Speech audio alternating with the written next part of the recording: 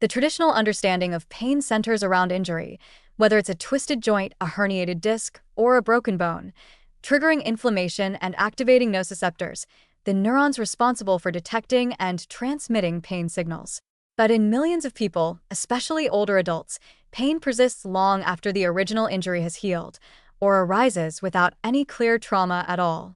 This perplexing and debilitating phenomenon, often referred to as pain without injury, is now being re-examined through the lens of cellular senescence. Emerging evidence suggests that aging, non-dividing cells, commonly known as senescent cells, can directly sensitize nociceptors and create a persistent pain state, even in the absence of mechanical damage. Senescent cells are often described as zombie cells because, while they no longer divide or perform normal functions, they resist cell death and linger in tissues, releasing a toxic brew of bioactive molecules called the senescence-associated secretory phenotype, SASP. This mix includes pro-inflammatory cytokines like IL-6, IL-1SET, and TNF-A, chemokines, growth factors, and matrix-degrading enzymes. The SASP plays a crucial role in driving chronic inflammation, a key contributor to aging-related diseases, but it also has profound effects on the nervous system, particularly in how pain is sensed and processed. In aging tissues like joints, muscles, and the spine, senescent cells tend to accumulate around nerve endings and in supportive connective tissue. Their secretions can directly activate or lower the threshold of nociceptors, the specialized sensory neurons that respond to noxious stimuli. Normally, nociceptors require a strong signal, such as heat or pressure, to fire. But in an environment filled with SASP factors, these neurons become hyperexcitable.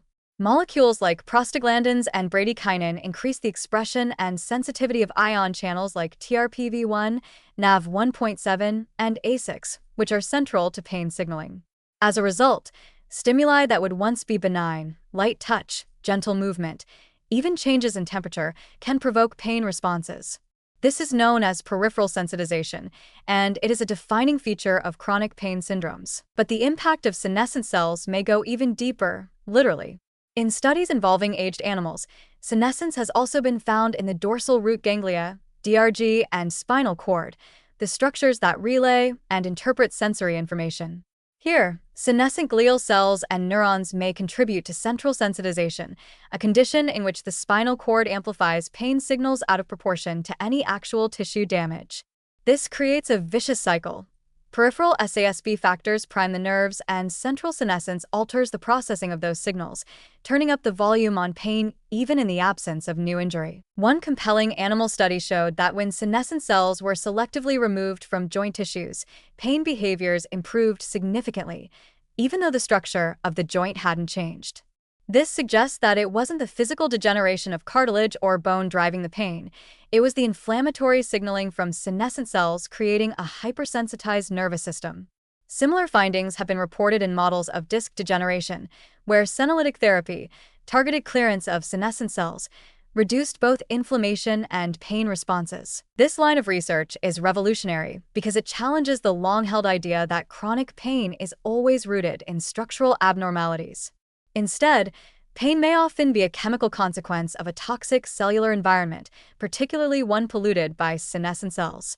This could explain why many people with normal MRI scans or mild degeneration still report debilitating pain, while others with clear structural issues remain asymptomatic. The difference may lie not in anatomy, but in cell biology. Therapeutically, this paradigm shift opens exciting new doors. Senolytic drugs, compounds that selectively kill senescent cells, have already shown promise in animal models for reducing pain without the need to correct structural damage. These include naturally occurring compounds like physidin and quercetin, as well as experimental agents like navitoclax and dasatinib.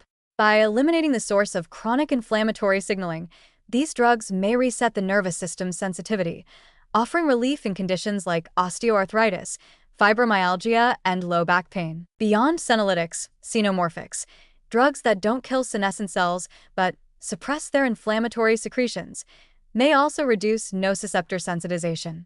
These could offer a gentler, more targeted approach for tissues where full clearance of senescent cells might be risky, such as the brain or spinal cord. Even lifestyle interventions may have a role. Exercise, caloric restriction, and certain diets have all been shown to reduce senescence burden or SASP expression and may help modulate pain by improving cellular environments and restoring normal neural function. In conclusion, the idea that pain can exist without obvious injury has long frustrated patients and clinicians alike. But the growing recognition that senescent cells may be silently fueling nerve sensitization offers a compelling explanation and a hopeful path forward.